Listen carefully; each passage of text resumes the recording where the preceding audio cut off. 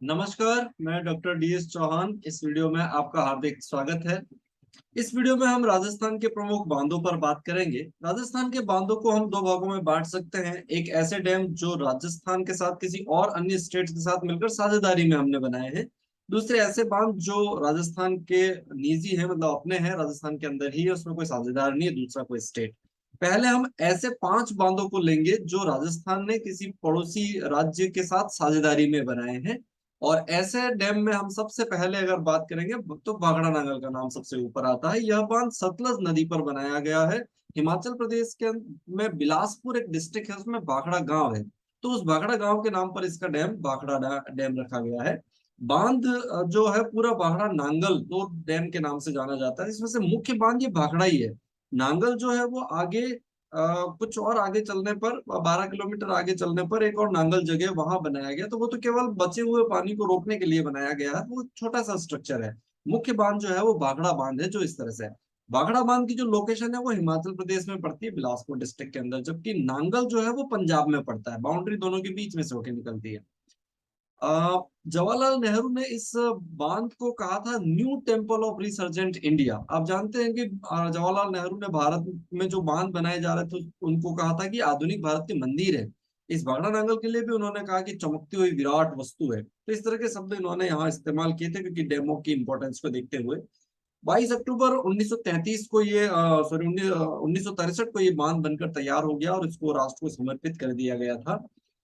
ये जो डैम है वो यहां से 255.55 मीटर हाइट है इसकी। तो ये एशिया का दूसरा सबसे ऊंचा बांध है। पहला सबसे ऊंचा बांध टिहरी बांध है, जो 260 मीटर ऊंचा है। तो इस तरह से एशिया के दो सबसे ऊंचे बांध भारत में है, क्रमशः टिहरी और दूसरा ये भाखड़ा नांगल बांध। और हिमालय की जो श्रेणियां हैं उसमें से बीच में से होकर सतलज रिवर इस तरह से निकलती है। तो वहीं पर ये बीच में बांध दिया गया है इस तरह से, और पीछे एक झील बना दी गई है। तो आप इस जगह को ध्यान से देखिए और फिर आगे पीछे कितनी बड़ी झील है उस चीज को देखिए। ये डैम साइट है, यहाँ पर आप देखेंगे। तो हिमालय की दोनों श्रेणियों के बीच में यहाँ बांध बना करके ये पूरी झील बना दी गई, पानी की भर दी गई। इस झील का नाम है गोविंद सागर, और ये 90 किलोमीटर लंबी है, 90 किलोमीटर लंबी है। 168 स्क्वायर किलोमीटर इसका एरिया है। और इस झील में 9.34 बिलियन क्यूबिक मीटर पानी स्टोर करने की क्षमता है, जो भारत में दूसरी सबसे बड़ी झील है। पहली सबसे बड़ी झील इंदिरा सागर डैम है, मध्य प्रदेश में नर्मदा नदी पर है। उसकी जो क्षमता है वो 12.22 बिलियन क्यूबिक मीटर की है। इस बांध से 1397 मेगावाट, लगभग 1400 मेगावाट बिजली भी पैदा होती है। ये जो बांध है वो 1959 में पंजाब और राजस्थान इन दोनों स्टेट के बीच में इसके लिए एमओयू हुआ था। याद रहे, वर्तमान में ये जो डैम है वो पंजाब, हरियाणा और राजस्थान की संयुक्त परियोजना है। हालांकि इसमें कुछ बिजली जो है वो हिमाचल प्रदेश को भी मिलती है, कुछ पानी दिल्ली को भी मिलता है, लेकिन तीन मुख्य जो स्टेट है वो यही है। उस समय हरियाणा अलग स्टेट नहीं था, वो पंजाब के साथ ही था। अलग स्टेट तो 1 नवंबर 1966 को बना है। बाद में जब वो बना तो वो भी इसमें सम्मिलित हो गया। इस तरह से पंजाब, हरियाणा और राजस्थान तीनों इसमें इंक्लूड है वर्तमान में। अब जब वो एमओयू हुआ था उसके में ये बात कही गई थी कि जो टोटल कल्टीवेबल कमांड एरिया है, सीसीए है, वो 58 लाख एकड़ के आसपास होगा, जिसमें से ज्यादातर हिस्सा तो पंजाब में होगा। 9,20,000 एकड़ राजस्थान का होगा। अगर परसेंटेज हम निकालें तो कोई 16% के आसपास ये बनता है। लेकिन बाद में जब अभी वर्तमान की जो स्थिति है, जो पानी स्टोर यहाँ पर किया जा रहा है, तो उसमें पानी जो राजस्थान को मिल रहा है वो 15.22% उसका रेशो बनता है राजस्थान का इसके अंदर, और बिजली भी इतनी ही इसमें रेशो बनता है। क्योंकि बांध 1963 को बना था तो 2013 में 50 वर्ष पूरे हो गए, तो उस उपलक्ष्य में भारत सरकार ने एक डाक टिकट इसके ऊपर जारी की थी। ये इस तरह का डैम दिखाई देता है। दूसरा बांध है पोंग बांध, जो कि 1975 में बना। बेसिकली ये व्यास नदी पर है, इसलिए इसको व्यास परियोजना कहा जाता है, या पोंग बांध भी, या पोंग रिजर्वेयर भी कहा जाता है। ये भी शिवालिक श्रेणी है, हिमाचल प्रदेश में कांगड़ा जिले के अंदर। उस श्रेणी में से जहां वो व्यास नदी बाहर निकल रही थी वहीं पर एक पाल बांध दी गई, एक बांध बना दिया गया, और पीछे ये इतना बड़ा वाटर झील बना दी गई, जल स्रोत बना दिया गया। उसका नाम है महाराणा प्रताप सागर। इसमें जो टोटल बिजली उत्पादन होती है वो 396 मेगावाट बिजली पैदा होती है। बेसिकली व्यास परियोजना के अंदर एक पेंडोह करके बांध और है, जो कि हिमाचल प्रदेश के मंडी जिले में स्थित है। तो वो भी इसी का हिस्सा है, व्यास परियोजना का ही हिस्सा है। तो उस पेंडोह से राजस्थान को 20% बिजली मिलती है, और इससे अगर हम देखें तो 59% बिजली मिलती है। साथ ही पानी मिलता है, वो पानी इंदिरा गांधी नहर से होता हुआ राजस्थान तक पहुंचता है। Next Gandhi Sagar dam. इस डैम की अगर हम बात करें तो एक बड़ा प्रोजेक्ट है जिसका नाम है चंबल परियोजना। इस चंबल परियोजना राजस्थान और मध्य प्रदेश के बीच में 50-50% के रेशो पे बनी हुई है।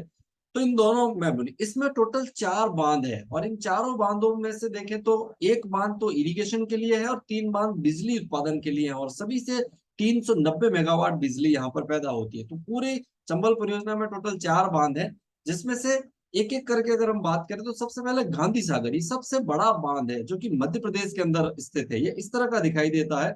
ये जो डैम साइट आप देख रहे हैं वो बिल्कुल यहाँ बनाई गई है, नदी के बिल्कुल बीच में। तो वहां पर वो एक तंग रास्ता है, सकड़ी वैली है, एक्चुअली रिफ्ट वैली है वो, ग्रेट इंडियन फॉल्ट जिसको हम कहते हैं उसके अंदर। तो वहां पर वो वैली के अंदर ये है और वहां वो उसको बांधा गया है इस तरह से। ये देखिए, और पीछे पानी भर दिया गया और ये पीछे पूरी झील बन गई है। ये भानपुर तहसील है वहां पर मंदसौर के अंदर। 1960 में बनाया गया था। हाइट 62 मीटर है, लेंथ 514 मीटर है। टोटल जो वाटर रिजर्व है 660 स्क्वायर किलोमीटर, बहुत बड़ी झील है। और 119 मेगावाट बिजली यहाँ से पैदा होती है इस तरह से। ये देखिए 68 किलोमीटर लंबा वाटर रिजर्व बनता है, 26 किलोमीटर तो हाईएस्ट चौड़ाई भी है इसकी। दूसरा राणा प्रताप सागर। अब यहाँ देखें गांधी सागर यहाँ बना हुआ है, फिर वो नदी जब आगे की तरफ ऐसे बढ़ती है तो 50 किलोमीटर आगे राणा प्रताप सागर डैम भी बनाया गया। ये रावत भाटा में पड़ता है, चित्तौड़गढ़ तहसील के अंदर। नदी सेम है चंबल। ये इस तरह का दिखाई देता है देखिए। तो 1970 में बना, 60 मीटर की हाइट है, 1143 मीटर इसकी लेंथ है। रिजर्वेयर 198 स्क्वायर किलोमीटर, 200 भी कह सकते हैं। और इसकी जो कैपेसिटी है वो 172 मेगावाट बिजली बनाने की कैपेसिटी है इसकी। इस तरह से यहाँ पर बना हुआ है। अगला जवाहर सागर, वो यहाँ पर है। इस तरह से अगर आप यहाँ देखेंगे तो ये भी एक रिफ्ट वैली वाला ही हिस्सा है। तो यहाँ बीच में बांध दिया गया, आगे रिवर बेड सूख जाता है और पीछे लिनियर पैटर्न में इस तरह से झील बन जाती है, जिसको हम जवाहर सागर कहते हैं। कोटा में है, 1972 में बनाई गई थी। 45 मीटर इसकी हाइट है, 395 मीटर लेंथ है और 99 मेगावाट बिजली पैदा होती है यहाँ से। चौथा कोटा बैराज। जो बैराज शब्द है वो ऐसे बांधों के लिए जो सिंचाई के लिए बनाए जाते हैं, या हम कह सकते हैं कि नदी के बीच में एक दीवार बना के उस पानी को डाइवर्ट करके फिर कहीं और ले जाना। ऐसे जो डैम होते हैं उनको बैराज कहा जाता है। ये कोटा के पास बना है तो इसको कोटा बैराज कहा जाता है। ये भी जो कोटा बैराज है 1960 में ये गांधी सागर के साथ ही बना था। 36 मीटर की हाइट है, 600 मीटर लेंथ है। 14 लाख एकड़ एरिया ऐसा है जो इससे सिंचाई होती है जिस पर।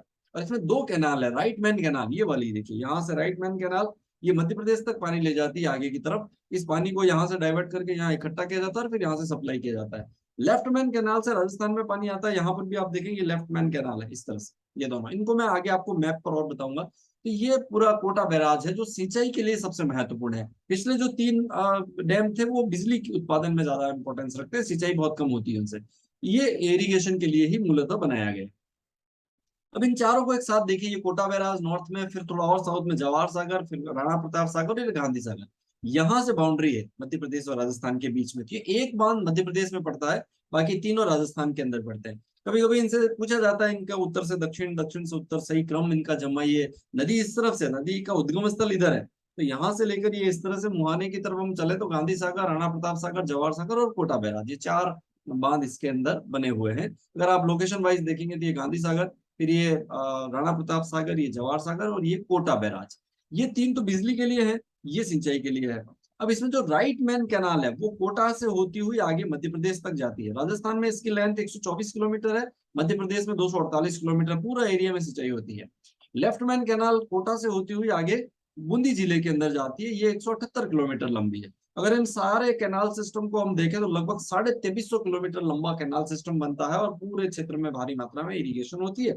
साथ ही बिजली उत्पादन तो यहाँ से हो ही रहा है। तो इस तरह से पूरा ये प्रोजेक्ट है चंबल परियोजना। आगे है माही परियोजना। ये राजस्थान और गुजरात के बीच में है। राजस्थान का हिस्सा 45% है, गुजरात का 55% है। बांसवाड़ा में माही जो डैम है वो बना हुआ है माही नदी के ऊपर ही। यहाँ पर आप लोग इसकी लोकेशन देख सकते हैं।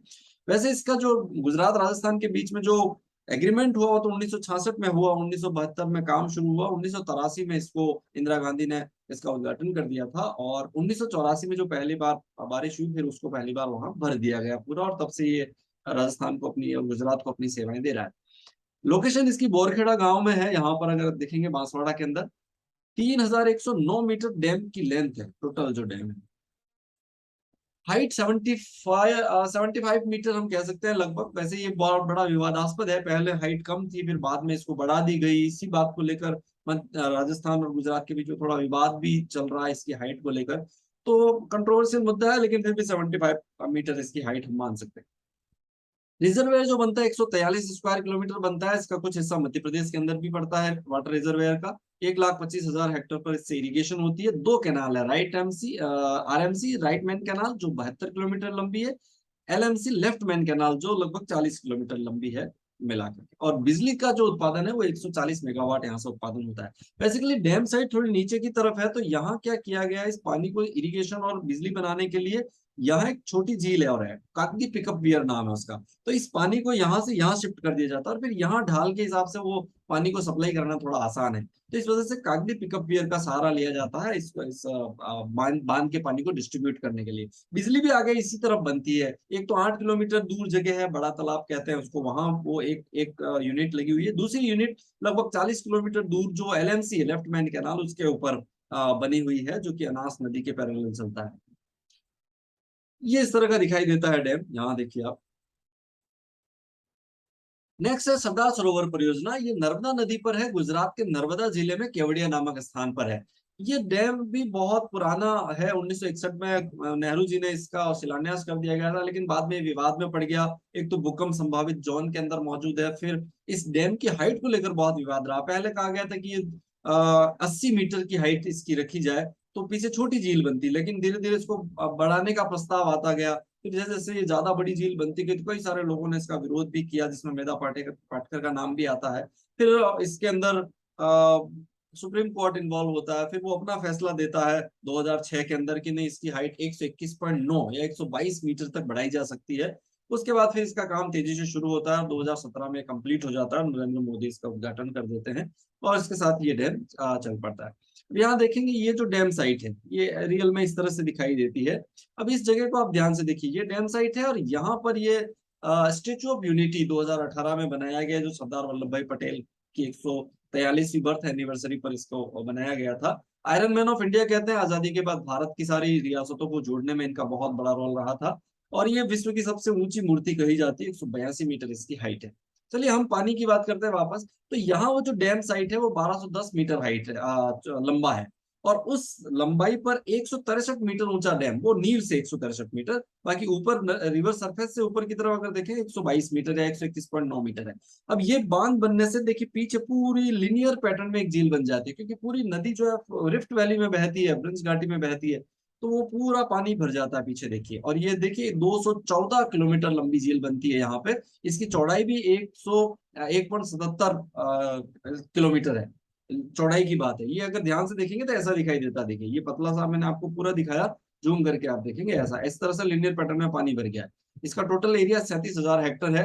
महाराष्ट्र, मध्य प्रदेश, गुजरात और राजस्थान चारों राज्यों की ये संयुक्त परियोजना है। लेकिन इसमें से जो बिजली जो है वो सबसे ज्यादा मध्य प्रदेश को मिलती है, लगभग 57%। महाराष्ट्र को 27% बिजली मिलती है, 16% गुजरात को मिलती है। राजस्थान को इसमें बिजली नहीं मिलती है, पानी मिलता है, जो आगे कैसे आता है हम आगे समझेंगे। टोटल बांध से 1450 मेगावाट बिजली का उत्पादन भी यहाँ पर होता है। अब ये पूरा देखिए सरदार सरोवर डैम है, पीछे पूरी झील बन गई है इस तरह से।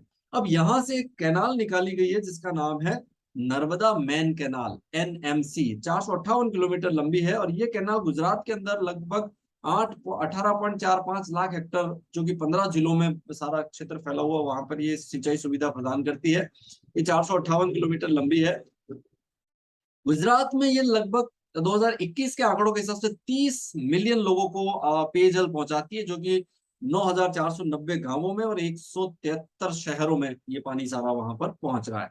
राजस्थान में अगर हम बात करें तो देखिए ये जालोर और बाड़मेर जिले हैं, इनमें ये अपनी सुविधा देती है। और लाभान्वित जिले ये है। 74 किलोमीटर लंबी ये कैनाल यहाँ पर राजस्थान में मौजूद है। और डिस्ट्रीब्यूटरी जो मेन डिस्ट्रीब्यूटर्स हैं वो 385 किलोमीटर और माइनर सब मिलाकर के 1334 किलोमीटर है। पूरा कैनाल सिस्टम देखे तो लगभग 1800 किलोमीटर लंबा कैनाल सिस्टम ये बनता है इस पूरे रीजन के अंदर। और यहाँ पर ये लगभग 4.58 मिलियन लोगों को पानी दे रहे हैं पीने के लिए, 1541 गांवों में, जिसमें से 667 जालोर में है, 874 बाड़मेर के अंदर है और 3 बाड़मेर के शहर भी है इसके अलावा। तो इन सब लोगों को ये यहाँ पर पानी उपलब्ध कराता है। 2,46,000 हेक्टर एरिया में बाड़मेर जालोर में इरिगेशन होता है। और जो 233 गांवों में पूरा फैला हुआ है सारा एरिया। तो इस तरह से ये लाभान्वित क्षेत्र है राजस्थान का। इसमें 2008 से ये पानी राजस्थान को यहाँ मिल रहा है। यहाँ देखिए ये सांचौर और बालोतरा रीजन इस तरह का, तो इसका ढाल इस तरफ है ऐसे। तो यहाँ पर क्या किया गया, ये पानी इधर से, ये नर्मदा मैन कैनाल इस तरह से लाई गई है, तो यहाँ ढाल इस तरफ है, तो पानी ऐसे तो चढ़ेगा नहीं, तो इसके लिए पानी को पहले लिफ्ट किया जाता है ऊपर, और लिफ्ट करके फिर पानी को ऐसे चढ़ाया जाता है, इस तरह से चलाया जाता है, और लिफ्ट कैनाल बनाई गई है सारी। अब यहाँ आप ध्यान से देखेंगे तो लिफ्ट कैनाल बना करके पानी इधर पहुंचा दिया गया, और फिर जो डिस्ट्रीब्यूटरीज बनाई जाती है वो वापस ऐसे बनाई जाती है भीतरी का, ताकि वो ढाल के सारे पानी वापस नीचे की तरफ इस तरफ आ जाता है। तो इस मैकेनिज्म के साथ ये पूरा कैनाल सिस्टम यहाँ डेवलप किया गया है। बहुत ज्यादा फायदा इस पूरे जालोर और बालोतरा रीजन को हुआ है। अनार की खेती यहाँ पर बहुत ज्यादा होने लगी है, और बहुत सारी फसलें और भी यहाँ पर उगाई जाती है। ये जालोर वाला रीजन है, ये इसका ये बाड़मेर का रीजन है, और ये जालोर वाला रीजन है इस तरह से। यहाँ पर देखिए गुजरात है, ये बॉर्डर है, और ये राजस्थान है। तो ये जो नहर है राजस्थान में इस तरह से सीलू गांव से, ये सीलू गांव है, यहाँ से एंटर करती है इस तरह से, और फिर आगे राजस्थान में बहती है। चलिए, अब तक हम जो बात कर रहे थे वो ऐसे बांधों की बात कर रहे थे जो साझेदारी में है, किसी अदर स्टेट के साथ में है। अब हम ऐसे बांधों की बात करेंगे जो राजस्थान में ही है, और पूरा उन पर स्वामित्व राजस्थान का है। और ऐसे में हम जवाई बांध से शुरू करेंगे। पाली जिले के अंदर जवाई नदी पर ये बांध बना हुआ है, ये इसकी लोकेशन है। और यह आप देख सकते हैं इस तरह का डैम यहाँ पर बना हुआ है। इसका निर्माण 1946 से 1957 के बीच में महाराजा उम्मेद सिंह जी ने कराया था, जो कि जोधपुर के महाराजा थे। हाइट इसकी लगभग 19 मीटर है। ये वेस्टर्न राजस्थान में सबसे ऊंचा, सबसे बड़ा बांध है। सेई डैम और कालीबोर डैम, दो उदयपुर के अंदर डैम बनाए गए हैं जो इसको भरने के लिए, क्योंकि इधर वेस्टर्न राजस्थान में ज्यादा बारिश नहीं होती तो खाली रहता है, तो वहां से वो डैम भर के उस पानी को डाइवर्ट करके यहाँ तक लाने की ये दोनों योजनाएं हैं। जोधपुर और पाली को जो पीने का पानी जाता है, दोनों डिस्ट्रिक्ट हेडक्वार्टर है, बहुत बड़ी पॉपुलेशन को ये पानी पीने का इसी डैम से जाता है, इसलिए इसको मारवाड़ का मानसरोवर या मारवाड़ का अमृत सरोवर ऐसे भी कहा जाता है। नेक्स्ट है सोम कमलावा बांध। ये 1992 में आधा भर दिया गया था, और पूरा कंप्लीट ये 2000 में हुआ।